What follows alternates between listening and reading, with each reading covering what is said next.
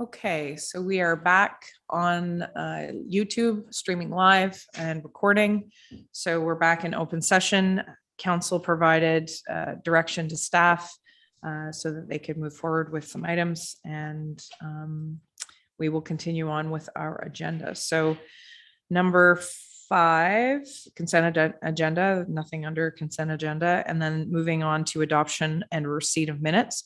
So the next motion is through Councillor Oakey, seconded by Deputy Mayor Lackey, that January 25th, 2022 Committee of Adjustment meeting minutes be received and filed, and that the committee that the February 14th, 2022 council meeting minutes and March 7th, 2022 committee of the whole meeting minutes be adopted as circulated.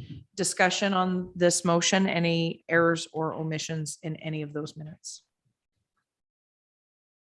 Seeing none, I'll call the question. All those in favor, please signify. All those opposed?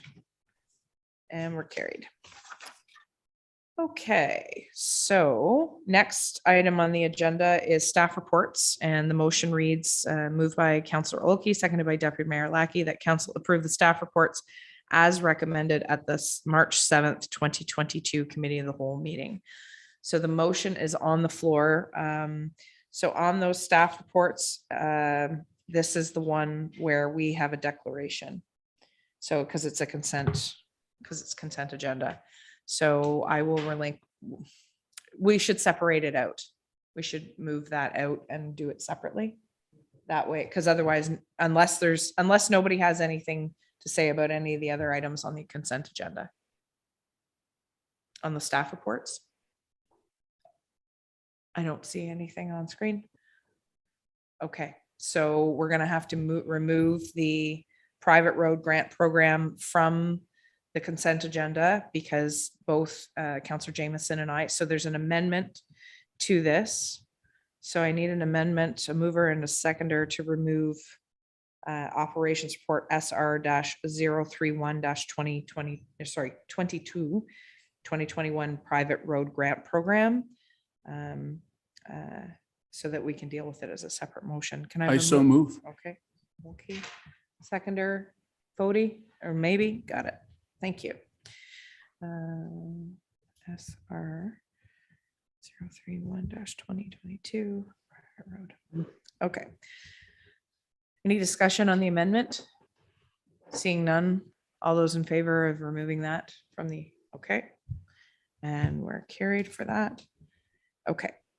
So the amended motion reads that council approves staff reports other than SR-031-22 private road grant program as recommended at the March 7th, 2022 Committee of the Whole meeting. All those in favor of the amended motion? All those opposed? And we're carried. So I will relinquish the chair. I need a blank motion.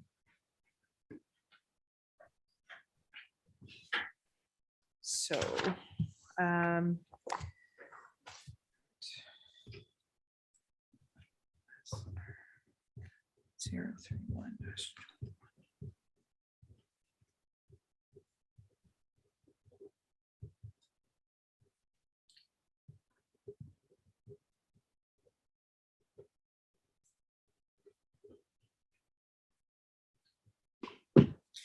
Okay, so I'll relinquish the chair and provide the motion to the deputy mayor, and Councillor Jameson and I will step out of the meeting.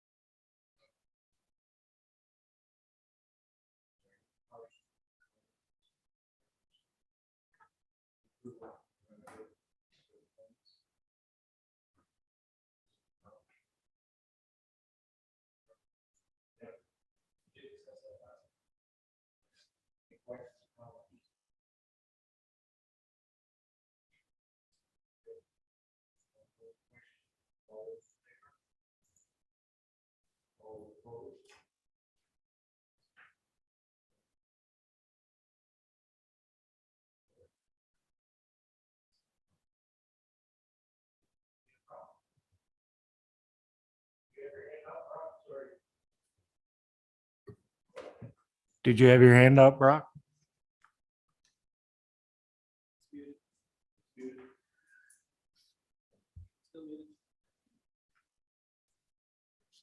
You're good? All right. Approved.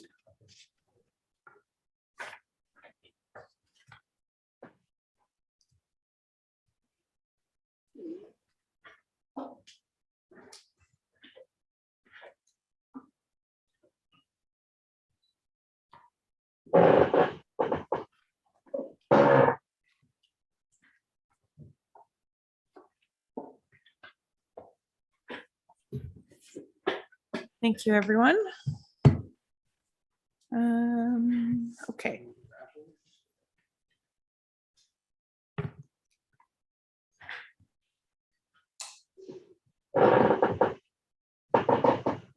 Okay, so that gets us through staff reports. So there's a number of information items on the agenda.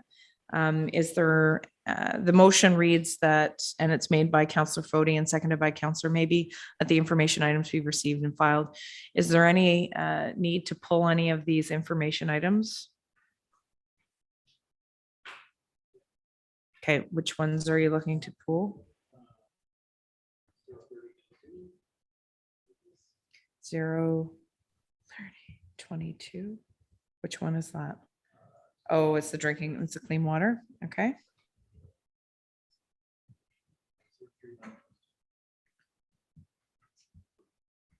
Staffing levels. Okay. Okay, so if there is nothing else, so I need a mover and a seconder for the amendment. Okay, so Councillor Maybe, seconder, Councillor Olkey. Okay, so the motion would be that, or the amendment would read, other than 030-22, the Ontario Clean Water Agency Lansdowne Drinking Water System 2021 annual report, and the 039-22 staffing levels report, administration report would be discussed separately. Any discussion on the amendment? Seeing none, I'll call the question on the amendment. All those in favor, please signify. All those opposed? And that's carried. So the amended motion would read that the information items be received and filed other than 030-2022 Ontario Clean Water Agency Lansdowne Drinking Water System 2021 annual report and 039-22 staffing levels. All those in favor of the motion as amended? All those opposed? We're carried. Okay, so the next motion will be, and I will need a mover and a seconder to discuss 030-2022, the Ontario Clean Water Agency Drinking Water Report be approved. So I need a mover and a seconder for the separate report. Councillor Jameson and then Councillor Fody as a seconder. Okay. So motion is now on the floor. Go ahead, Councillor Maybe. Thank you, Worship, through you. On the clean water one, there was a sodium MAC 20, and its readings was 20 milligrams were, and when I read it, I was thinking that it was not acceptable level, but there was a side note to it. So I'm just trying to get an explanation to that particular sodium. Can you tell me what page that's on? What page of the report is it on? Well, I've been, again, it's very small right now, looking at it. Sorry, 7. If it's in regards to the recent, it's not, oh, this was last year's. Yeah. My last year. apologies.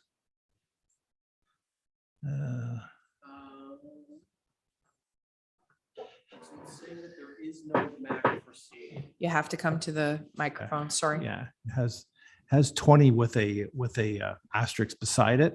So that's why I was kind of there's no footnote for the asterisks? Well, So underneath the chart, it says there is no MAC for sodium. The aesthetic objective for sodium in drinking water is 200 milligrams per liter.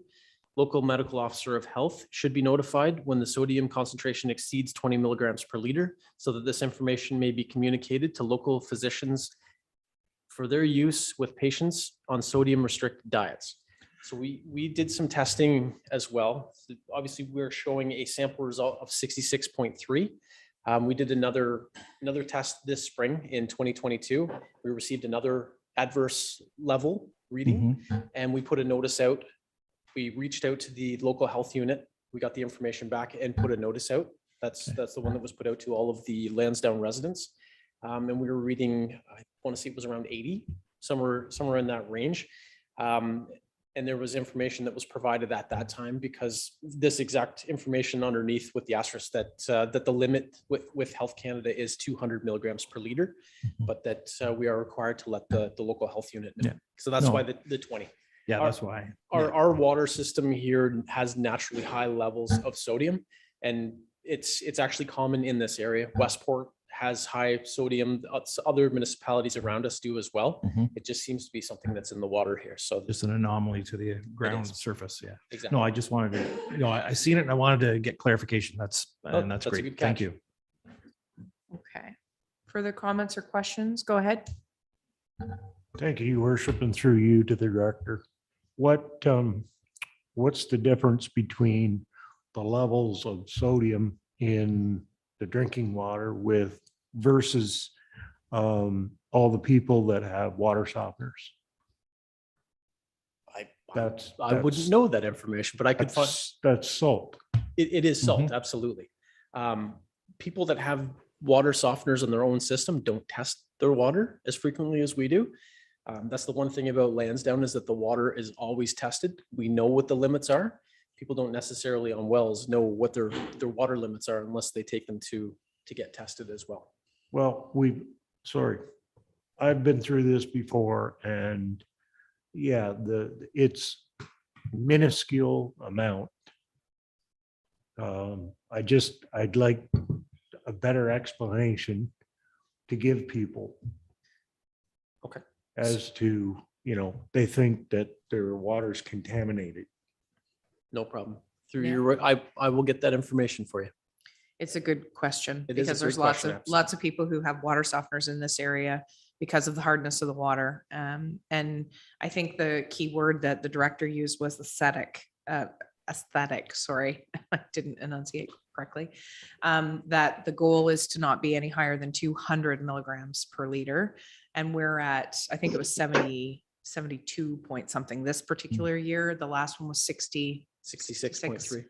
So, but as far as we're aware, historically, I think you went back to 2008, and we've never tested any lower than 62, I think, milligrams per.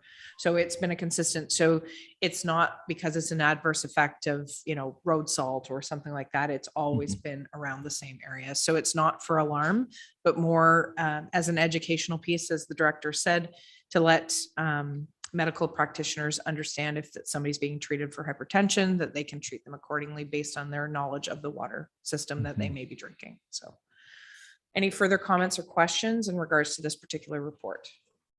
Seeing none, I'm going to call the question. All those in favor, please signify. Oh, we've lost Brock. I don't see Mr. Grell. Mr. Grell, are you there? Is online, but don't see him. Not muted Okay, either. I'll put him as abstained and the motion is carried. Okay, next motion will be that the report 39-22 staffing levels be approved as submitted. So sorry, I need a mover and a seconder on that. Counselor Maybe, and then Counselor Deputy Mayor Lackey. Okay, so the motion is on the floor, and the staffing levels report, administration report SR-039-22. Ask your questions, Counselor. Yes, thank you, Madam Mayor. But my main question there was, we do have the health board or Leeds and Granville Health Unit, who are downloading the septic inspection to us. And with the increase of the building department's staffing, and I know that they also have plumbing inspections to do, will we be looking at a person who can actually take care of some of the plumbing inspections as well as the septic tank, since we're going to be having to deal with that, and which could also alleviate some of the burden for the building inspectors when they go out, and might divide up their time a little bit better. Just an observation that I've seen. Go ahead, CAO. Thank you, Worship, and through you, I'll answer on behalf of Director Venditti, who can't join us this evening.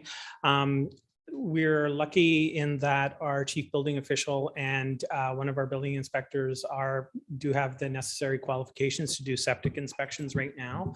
However, it is something that we're sensitive to. Should there be some retirements coming up?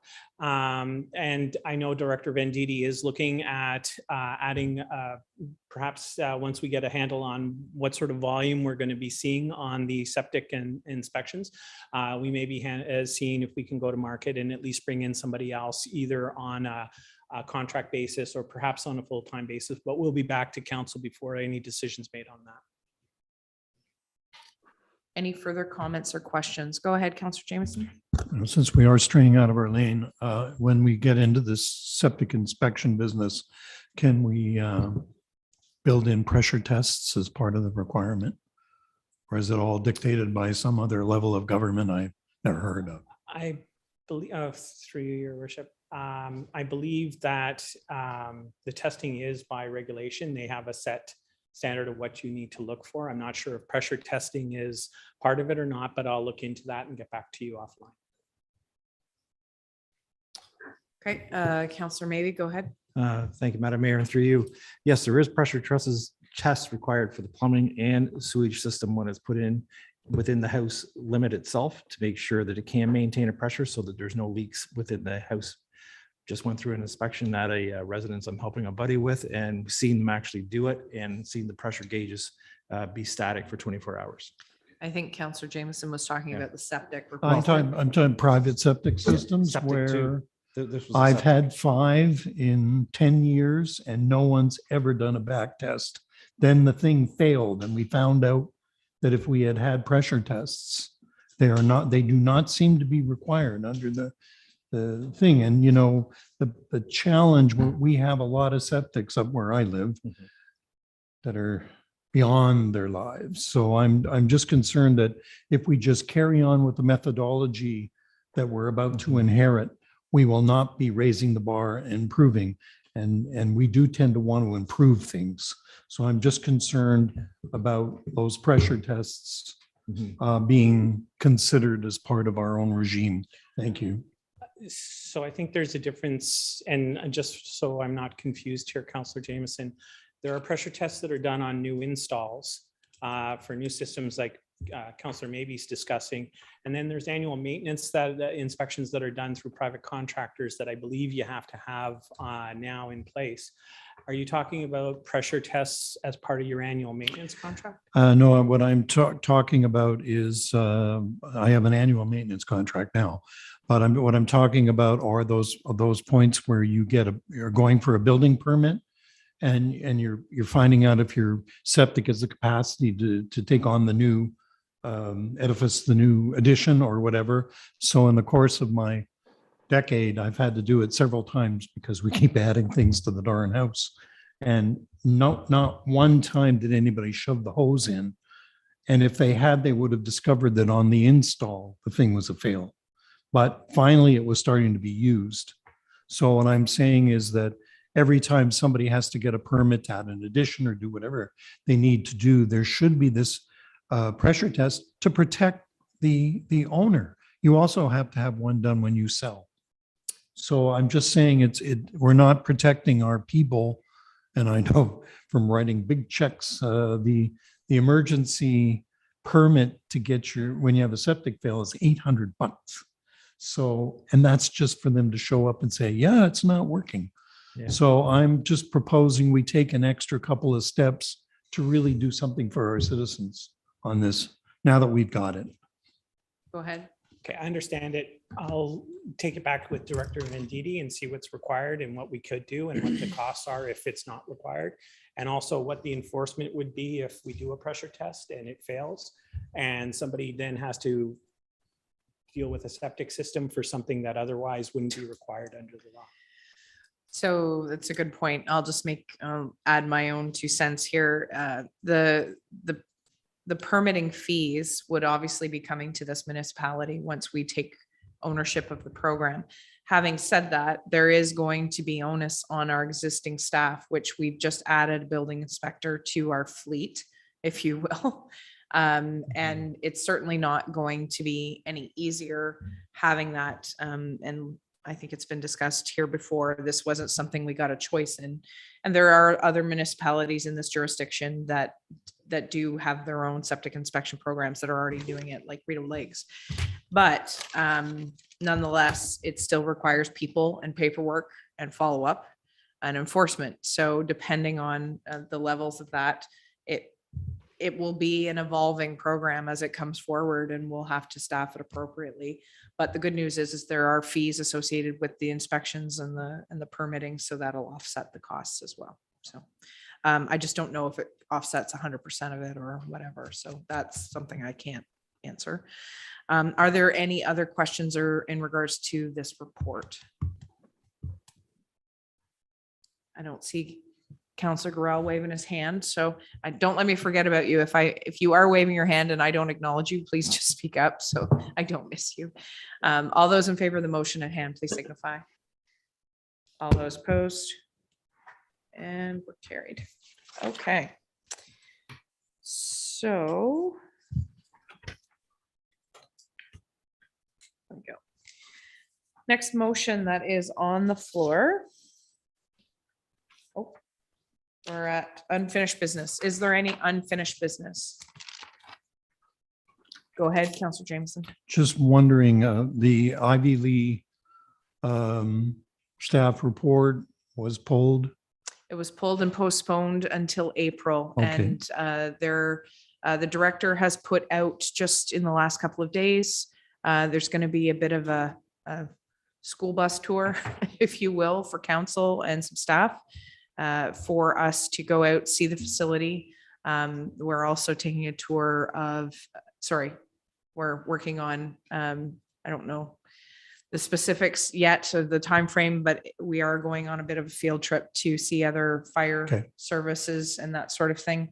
But I think it's important that, and after having a lengthy discussion with CAO and Director Holiday, it's better for us to have an understanding on the ground as to what is potentially needed, or, you know, there's a lot of things that can happen if we're all standing around in the site, looking at it verbatim and the options in hand. So, we won't be making decisions, obviously, on site that day. That'll all come back to council, but this is for information gathering for everyone on council to really have a better understanding of the options available to us as a municipality.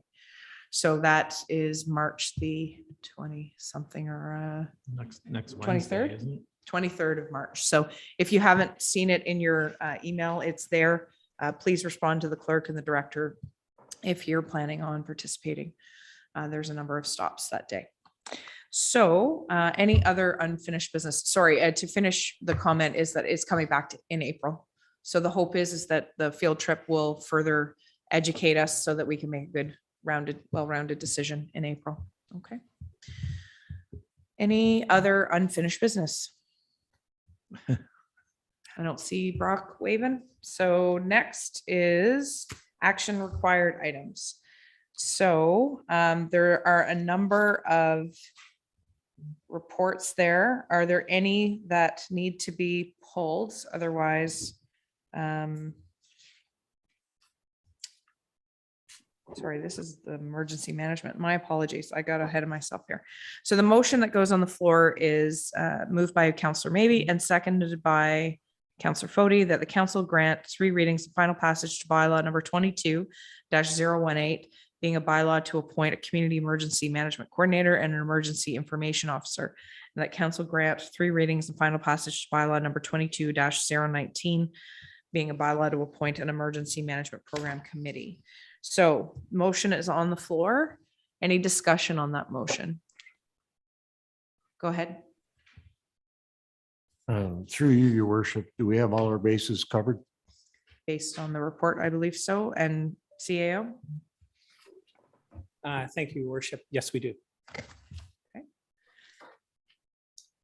Any other comments or questions?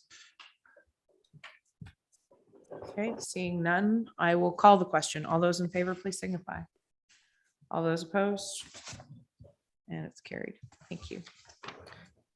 Next on action items is in regards to RFP for electronic records content implementation project and approval for partial funding or document management project. So the motion comes forward from Councillor Foti, seconded by Councillor Jameson, that council approves staff to proceed with the issuance of a request for proposal to engage a consultant to complete the scope of work as outlined in municipal modernization program intake 3 transfer payment agreement for the Township of Leeds and the Thousand Islands Record Implementation Project.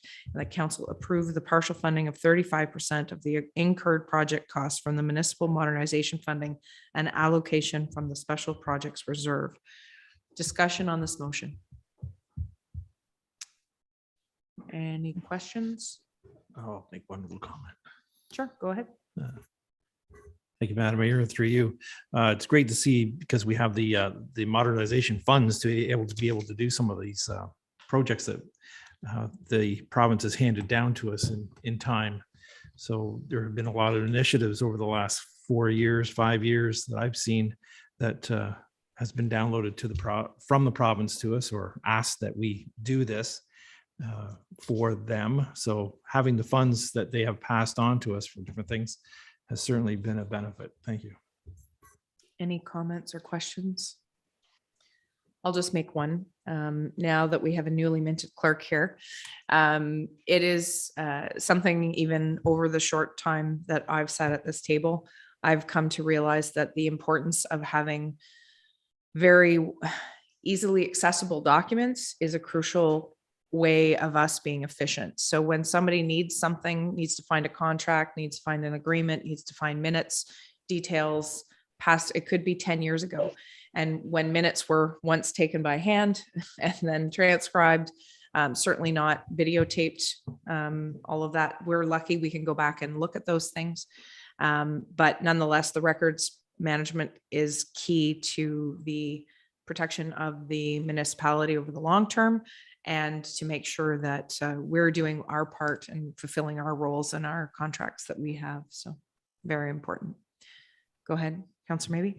Sorry, Madam Mayor, it did bring up a question: is all our digital imagery and stuff, how is that actually being saved and archived properly? Because digitizing information can disappear as fast as anything if it gets a magnet by it, depending on how it's all done.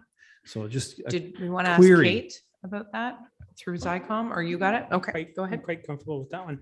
So our electronic records are saved on our server and they're backed up off-site. So there's a full recovery plan if something happens to our server. We are going to be migrating more to the cloud, which just makes things even more secure for us. So there'll be plenty of redundancies, and the encryption on the cloud, the security is way stronger than what anything that we could provide. So I'm very confident in the security of the records. It's just the system of organizing and retrieving that we need to really improve upon. Okay, seeing no other hands up, I will call the question. All those in favor, please signify. All those opposed? And we're carried.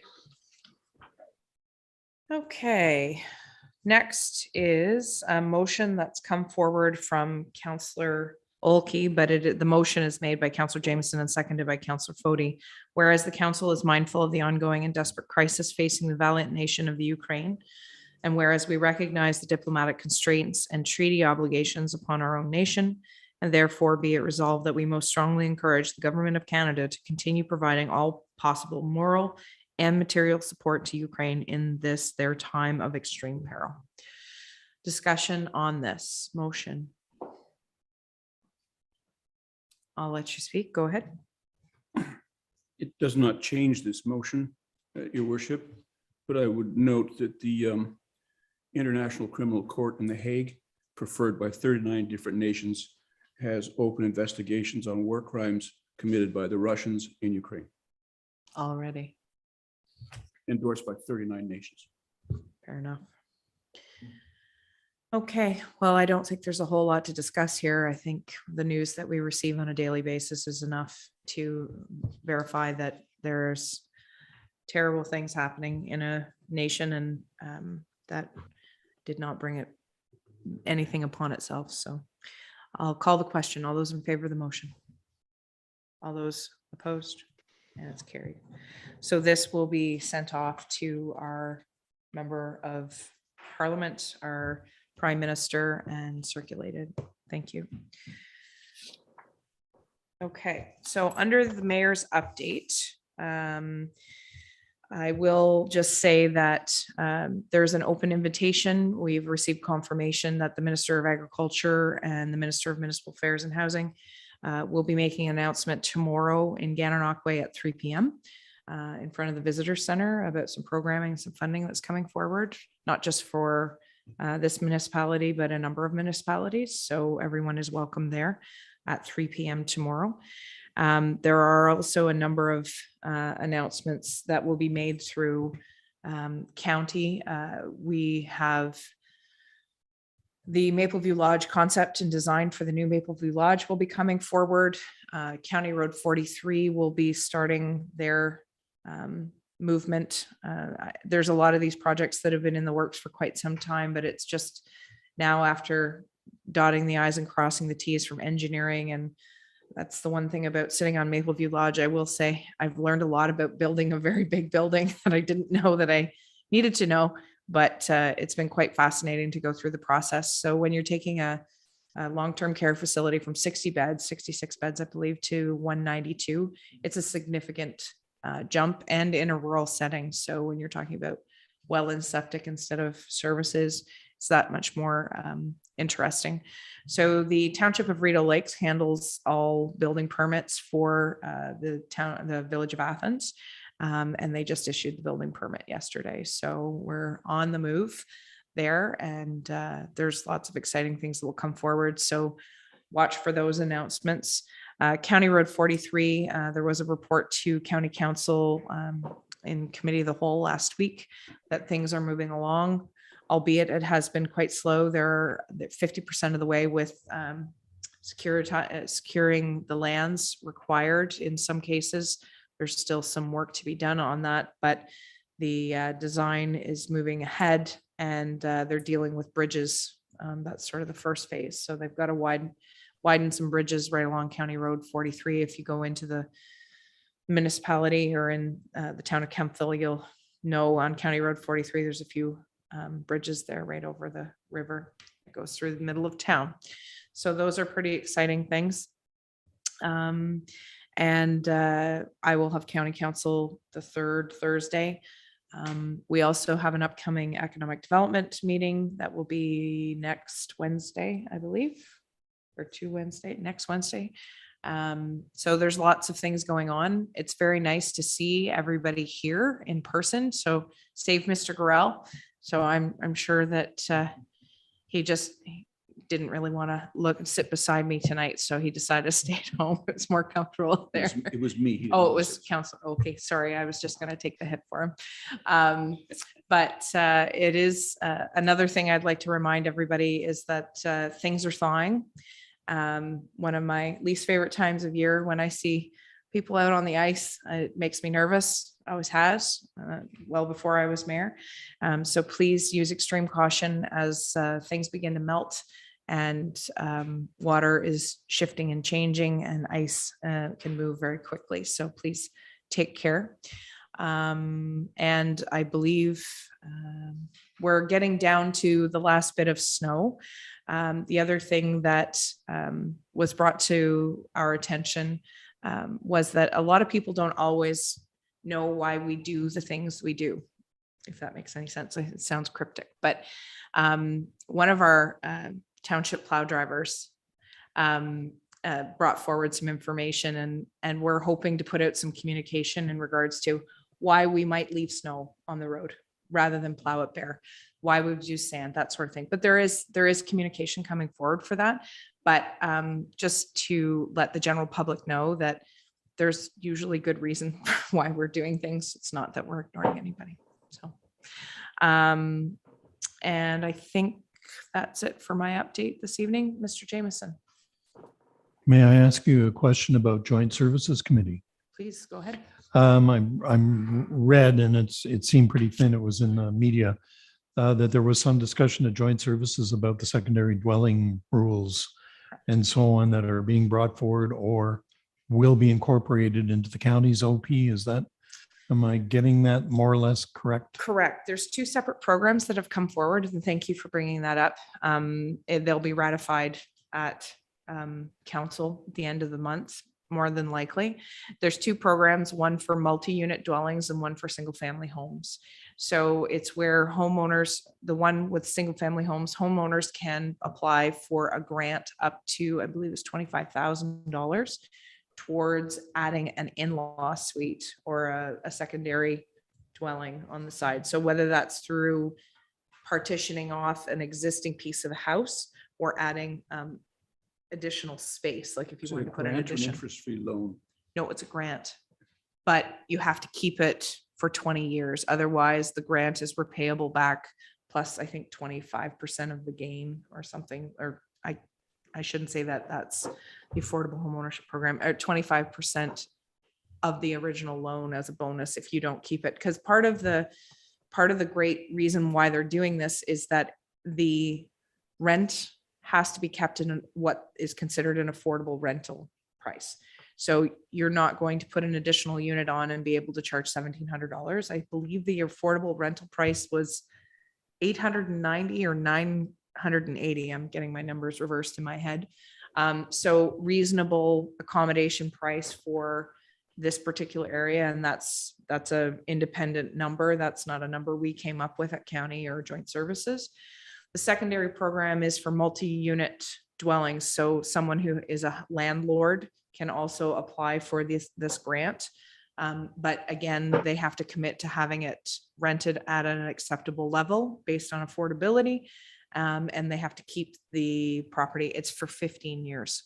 So both programs are for 15 years in order for the grant to be forgiven. Otherwise, it's considered a loan.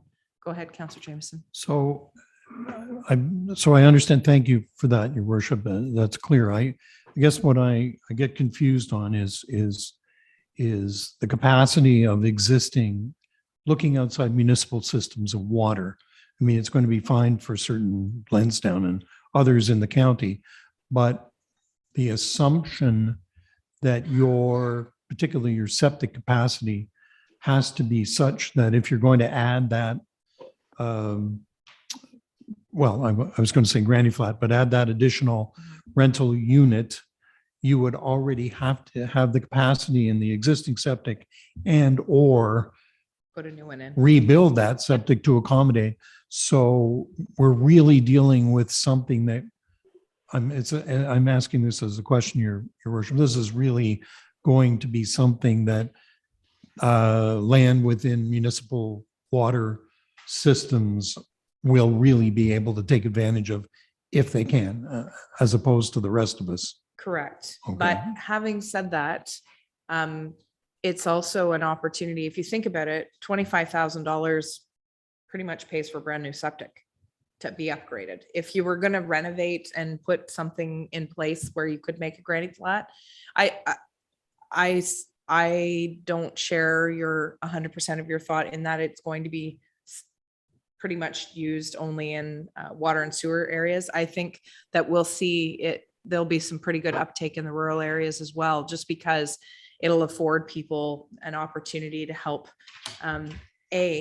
provide additional income to them over the long term, depending on what their investment is. Some people are living in large homes by themselves. They could easily partition off, and the septic maybe, so they're not adding more bedrooms, if that makes sense. So depending on how many taps are added or not added, in some cases, they've already got 2 bathrooms. It'll be the addition of a kitchen sink perhaps. So I'm hopeful, that this will help add to the stock, but it'll be up to the counties to market the program out to the general public to be utilized. And there's a fairly decent budget there. So the goal is that we're adding additional units to the housing stock, which is so sorely needed. Go ahead.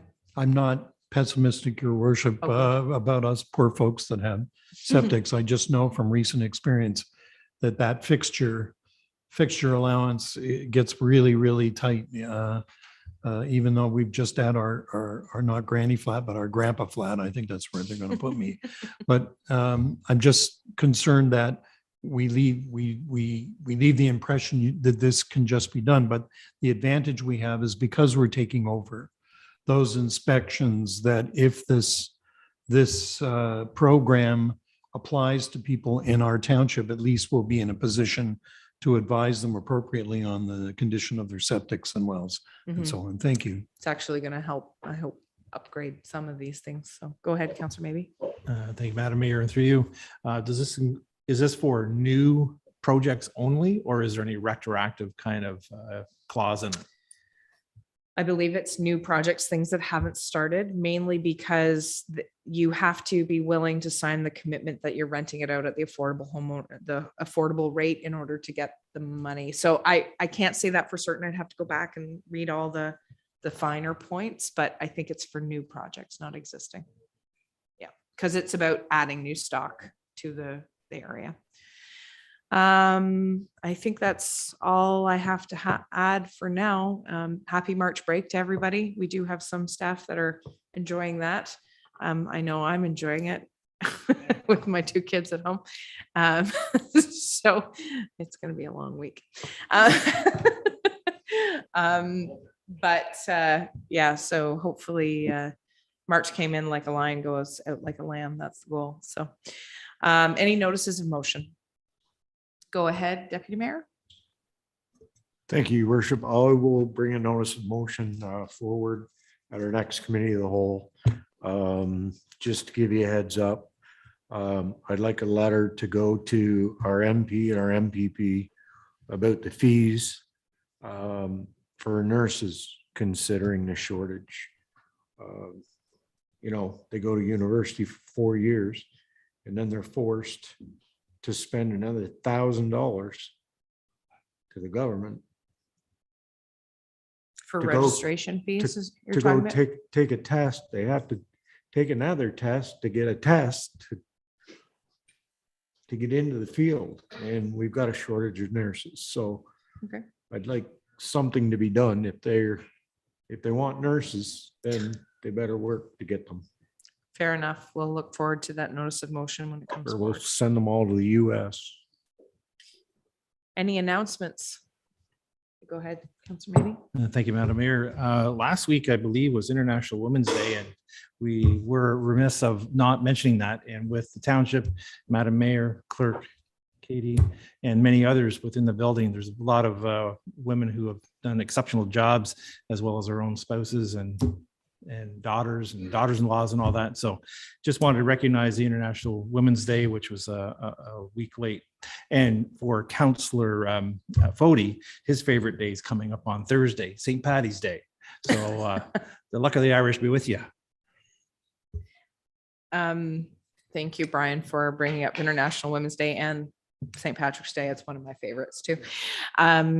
But I will say I've been very fortunate to be supported by a good group of people here at the head of the table.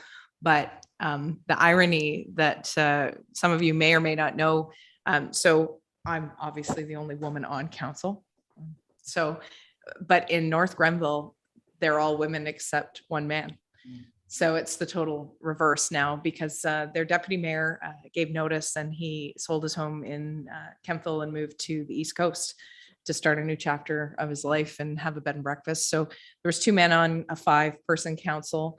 And then now there's 1. So, and it's all women. They just appointed Deb Wilson, who is one of the owners of Graham's Bakery. And everybody who's been to Graham's Bakery know that they have the best apple fritters on the planet. And she's very much a community supporter. So I'm sure she'll do well there. Any other announcements? Do I hear? I don't see anything waving on the screen at me, Mr. Burrell. So, nope, no other announcements. Okay. So we'll go on to the bylaws, moved by Counselor Fode, seconded by Counselor Jameson, that 3 readings and final passage be granted to bylaws 22-016, 22-017, 22-018, 22-019, that 3 readings and final passage be granted to bylaw number 22-020, being a bylaw to confirm the proceedings of the Corporation of the Township of Leeds and the Thousand Islands at its March 7th, 2022 Committee of the Whole meeting and the March 14th, 2022 council meeting. Any discussion on the motion? Seeing none, I will call the question. All those in favor? All those opposed? And we are carried. Last motion of the evening, ladies and gentlemen, moved by Counselor Jameson, seconded by Counselor Fode, that the council adjourn. All those in favor? All those opposed? And we are adjourned. Thank you, everybody.